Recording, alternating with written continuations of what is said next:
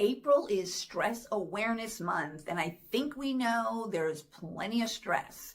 So I'm going to give you some tips today to understand how stress is so important because it affects your mood, your sleep, your energy, your outlook on life. So let's get into it. I'm Dawn, your Natural Hormone Balancing Specialist, help women balance their lives by balancing their hormones. Okay, so let's talk a little bit about this. All right, so saying that in your head or out loud, because sometimes we say things out loud, which is even worse, because it really brings energy to it, or saying it in my head. Is that going to help me? I don't have enough time. I don't have enough time. Maybe I come up with a mantra or a saying. I have all the time I need. Okay, I know that sounds like a dumb one, but I used to really struggle with the time thing. And when I started saying this, it just brought, and I don't do it all the time, but it brings a calmness to the day and it changes how I think about the day. I become more efficient. I get things done better. But that can be taken in all different, my partner, my husband is just so lazy, or whatever it is. My partner assists me for what I need. So whatever it is, I know you're saying, well, that's not reality, Dawn. It might not be, but you're making reality worse by what you keep saying in your head. And it's our brain. Our brain's like a monkey. It goes crazy. So whatever problem you're focusing on, it's going to keep coming up with negative statements. So think of a couple of things that are like real. Like, I have no money in my account this month. My husband is a huge problem. This is happening with my kids. Write them down and then try to write something vague, just overall positive about it, and start saying them things and start catching yourself. I do this too. I'm going to say it now, right? I'm terrible with technology. I'm terrible with computers. Well, am I really?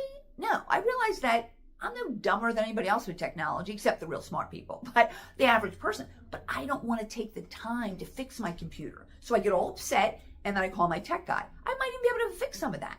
So I started saying to myself, I solve technological problems. Like, look at me, right? I literally did that for a week or two, and I literally fixed my TV. There was something with my computer. I was amazed. Now, I'm not saying I'm a tech expert, but I'm saying when I started saying that, it just changed my mind. Like, I can figure this out instead of saying something negative.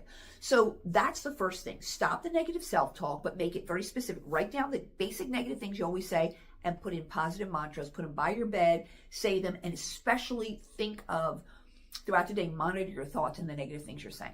Okay, now this one's going to sound weird, but not really, but for the reason I'm going to give you, it might sound a little odd. Move more, right? Exercise.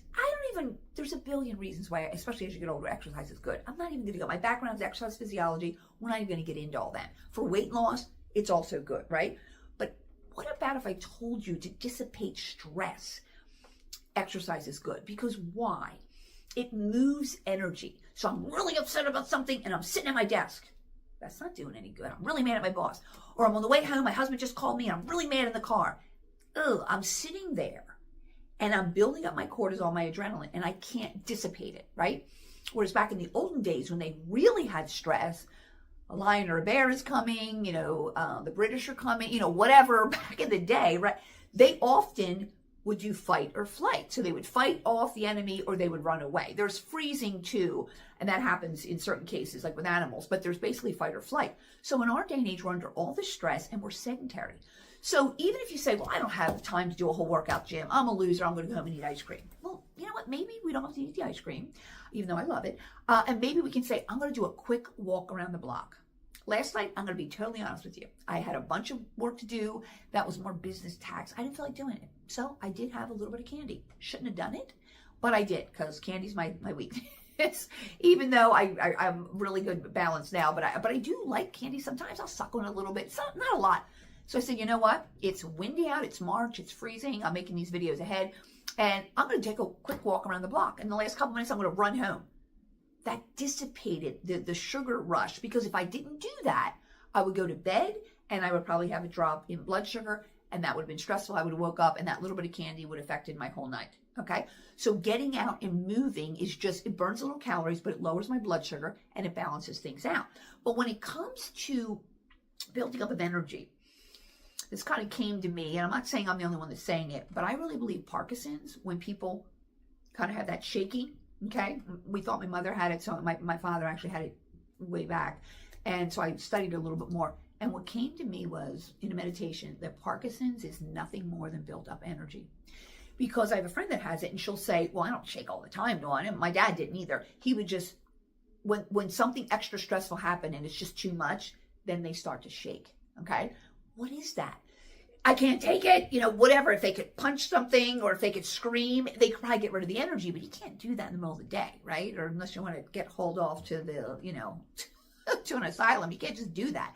So exercise every day is going to move that energy, because what is it? It's emotional buildup. What is emotions? Energy in motion. We need to move it out.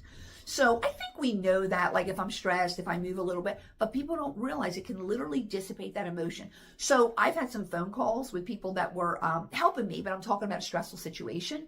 It's better, they don't even know it, but until they hear me panting, I'm moving when I'm doing it. Or if you're with a girlfriend, you're talking about your husband, you're really upset, you're talking about finances, walk. Maybe you're having a talk with your partner and it's kind of stressful. Be like, let's just take a walk while we're talking.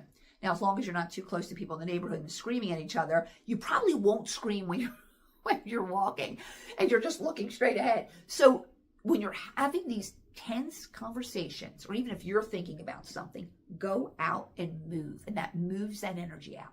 Okay? Doesn't have to be long. It's not for exercise and for weight loss. It's just to move the energy and to lower the stress, and it will. The next thing is something called TRE. And I want you can Google it, but I would go search it within YouTube. Trauma release exercise. Trauma release exercise, TRE. And a friend showed me this years ago, and then I read a whole book on it. Amazing. They do this. It's a certain type of movement to shake off immediate trauma. And examples they would give is, let's say, I don't even know who does it. I guess a therapist does it. But if the Red Cross came in, excuse me, because the whole area got flooded, or there was a whole area of fires, and they bring a bunch of people in a gymnasium or a church and they're staying there overnight. I mean, these people are majorly stressed and they can't sit there and counsel each one of them. So TRE is something they do. And I'll tell you real quick, and you can look it up. It's super cool. I love it. You do a couple of exercises, but the last exercise, real simple, is you do a wall sit. You sit against the wall with your knees at 90 degrees, and you've done that, and your legs start to shake a little bit. Okay, you could stop just there. If you did that every day, I just saw a psychologist on, I think it was TikTok, saying that'll dissipate stress. Even if you don't feel it, it'll move it out. But then eventually you get good, you lay on the ground and you've already been shaken, and then you'll just start to shake all over. Now you can stop at any time. You're not possessed. You do look like you're having a little bit of an epileptic fit. And I'm not making fun of that. I'm just saying, like, it does look like if somebody looked in my window late at night, they'd be like, what is this girl doing? But I'll listen to music and I feel like I'm dancing on the floor. Oh my gosh, it unwinds your fascia. It's wonderful. It takes you a little bit to get there. So even if you say, Dawn, that sounds like too much work, do a wall sit. You'll start to shake and see how long you can let yourself shake. A minute, and you'll shake off some stress from the day.